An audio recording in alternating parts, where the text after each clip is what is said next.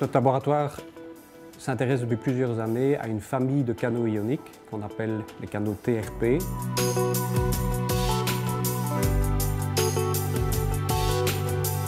Les canaux TRP sont des protéines membranaires qui laissent passer des ions, du calcium, du sodium, qui viennent de l'extérieur de la cellule vers l'intérieur de la cellule.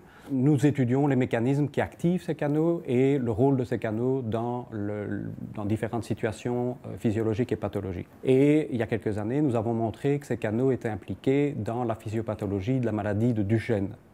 La maladie de Duchenne, c'est une myopathie, donc c'est une maladie du muscle, qui se caractérise par une dégénérescence extrêmement sévère et précoce du muscle, qui est extrêmement invalidante. Cette pathologie est due à l'absence d'expression de la dystrophine, qui est une protéine du cytosquelette, située juste sous la membrane plasmique. Et ce que nous montrons, c'est que l'absence de dystrophine provoque un mauvais contrôle des canaux ioniques TRP, ce qui se solde par une entrée massive de calcium dans la cellule. Et le calcium a un effet toxique et il s'ensuit une mort cellulaire.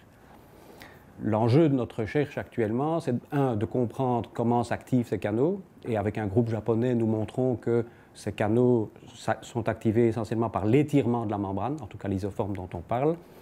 Deuxième enjeu, c'est d'essayer de trouver des substances pharmacologiques qui inhibent les canaux pour essayer d'enrayer le mécanisme pathologique.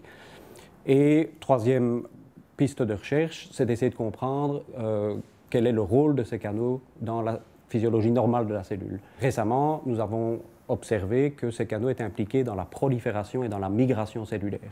Deux phénomènes importants pour la régénération du muscle. Donc le muscle se répare progressivement, c'est important dans la maladie de Duchenne, mais c'est important également dans des processus qui ne concernent pas le muscle, notamment par exemple dans tout ce qui est pathologie cancéreuse. Et donc nous étendons notre recherche à des modèles de cellules cancéreuses.